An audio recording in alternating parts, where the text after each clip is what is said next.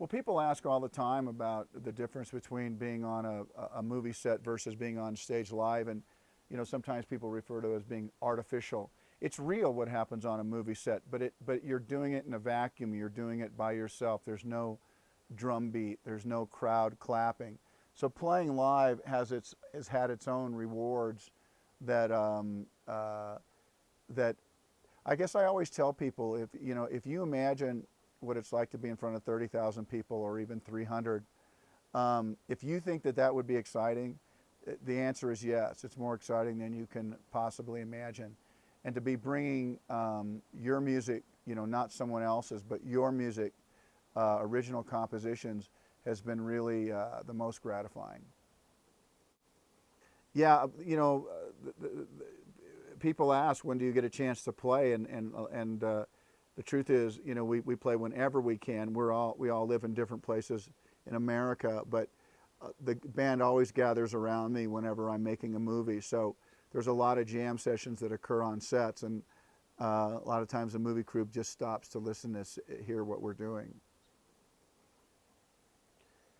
Well, I guess, you're asked, what's the biggest challenge? And the biggest challenge, I guess, in making From Where I Stand was to satisfy ourselves. We always start from that point of view, which is we need to please ourselves. And so Teddy, who takes the lead in producing along with John, really just doesn't settle. He works in a way that's very specific, and the challenge is to not settle, and meaning if you think you can improve the song, you do. The other challenge, it's almost on the other side, the yin and the yang of things, if you will, is to know when to stop, because sometimes you can, work something to death. And again, the strength of the band is playing live. So while we've made a record and people can find that record and hopefully enjoy it and play it, over and over, my focus has always been on the live performance. Well, people ask how the thing came about with Nina, and I think that people, introduced Nina to our music. We didn't have to be introduced to her. In fact, John Koyman wrote a song about 10 years ago that Nina recorded. So there's a little bit of a connection there already to begin with. But she's such a good performer and has her own career, and somebody floated the idea by her, would you like to support this particular record? And she was kind enough to bring her skill and her artistry, and more importantly, she's a patient performer, and you could see how she added to the song without trying to overwhelm it. She was just really, she had a real thoughtful approach to helping that song. People ask, what do you feel like when you have a guitar in your hand, there's an audience in front of you, and you're standing behind a microphone? And I've kind of said it in different ways. It's really as good as you might imagine, and for me, it's actually a completion of the idea of something I thought I could do, that I decided to not be afraid of it, and to put the time in and the practice in order to actually be in that position. I mean, sometimes in life, we work really hard to be in a very pressurized situation, and just before we enter that situation, we think to ourselves, why in the hell did I try so hard to be in this spot where I could fail so big? But I think in a way that's the nature of performing, and it's certainly part of my nature. I think people wonder, where do the songs come from? And I've always been very quick to say that they shouldn't be surprised that they come from the same place, that deal with probably the same problems, the same emotions that everybody has. And that really shouldn't be a surprise to anyone. Some people write about a lot of pain. I've experienced pain, but certainly not as much as a lot of people have.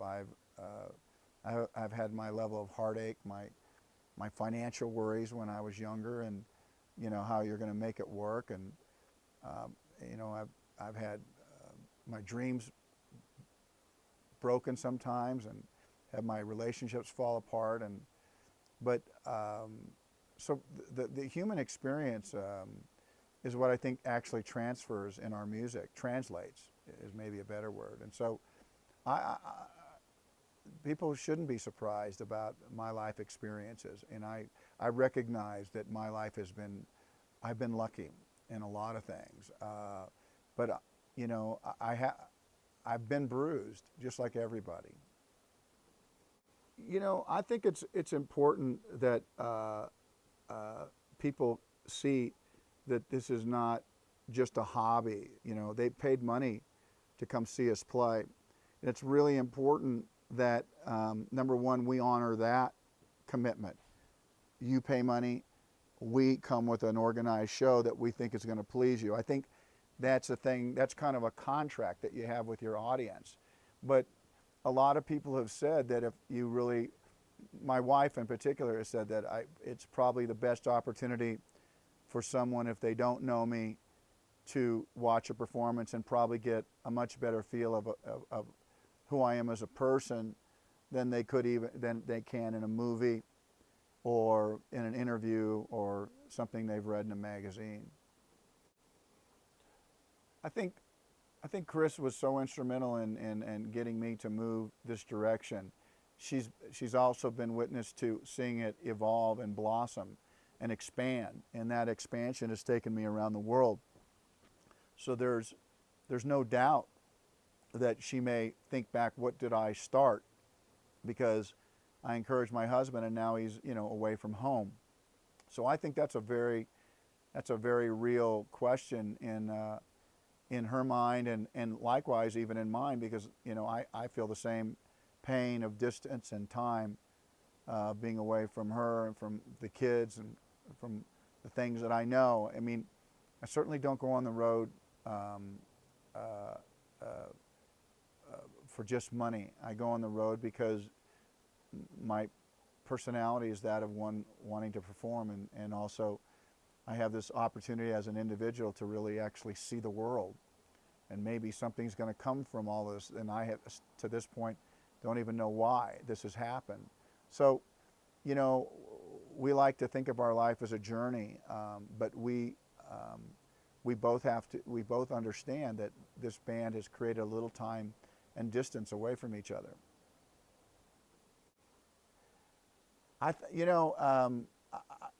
don't know what the motto wants to be. We are excited to meet old friends, reunite with some old friends out there that were on the road watching us and paying attention to what was happening with the band.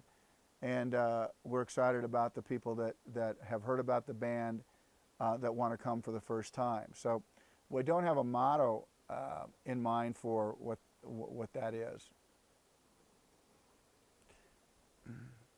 The idea of the album being called "From Where I Stand," you know, I have been asked the question, well, where do you stand in your life? And I stand in the center of my life, and I'm ready to go a lot of directions. And I'm also ready to fulfill the promise of everything that I've been asked to do, that I've set out to do. So from where I stand, all I see is you know, opportunity for me to continue to experience performing in different ways, musically, theatrically. You know, from where I stand, things are really beautiful. They're not perfect, but they're beautiful. And to not engage in what is possible would be a mistake in my instance. And so from where I stand, everything seems possible, and my job is to try to experience that in the best possible way, balancing everything that comes with a life, family, career, and what's actually happening in the world, and with all that, try to find a way to mix with people.